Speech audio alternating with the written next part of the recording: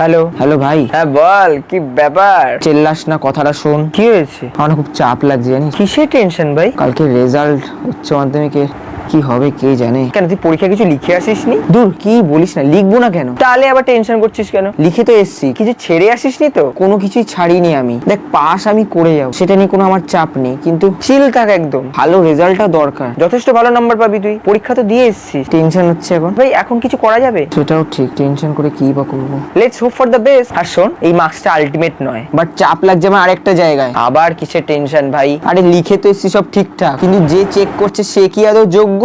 হ্যাঁ ভাই, ঠিক তো বলেছিস তো। হতেই তো পারে সে ঘুষ দিয়ে ঢুকেছে। আমি এটা লিটারালি মাথা থেকে বেরিয়ে গেছিল। অ্যান্সার না পড়ি অর্ধেক মার্কস কেটে দিল, তখন কি করবো আমি? সুপ্রিম কোর্টে ছুটবো? ভাই আমিও সুপ্রিম কোর্টে ছুটতে পারবো না। ওইটাতে চাপ লাগছে ভাই। ভাই আমার ঠিকঠাক টিচারের কাছে খাতাটা পড়েছে তো? ভগবান জানে। আমি ধর্ণা দিতে চাই না ধর্মতলায়। সব উঠিয়ে দেবে আমাদেরকে মেরে। ভাই তোকে আমি টেনশন কমাতে গেলাম, তুই আমার টেনশন দিয়ে দিলি আরো। এটা একটা ভাবার বিষয় না, তুই বল। ভাই আমি ধর্মতলায় ধর্ণা দিতে পারবো না। একটাই প্রার্থনা কর ভাই, যেন ভালো শিক্ষকদের কাছে খাতাটা পড়ে। ঠাকুরই ভরসা। আমিও পারবো না ভাই ধর্ণা দিতে। All the best for tomorrow. হ্যাঁ, রাখছি।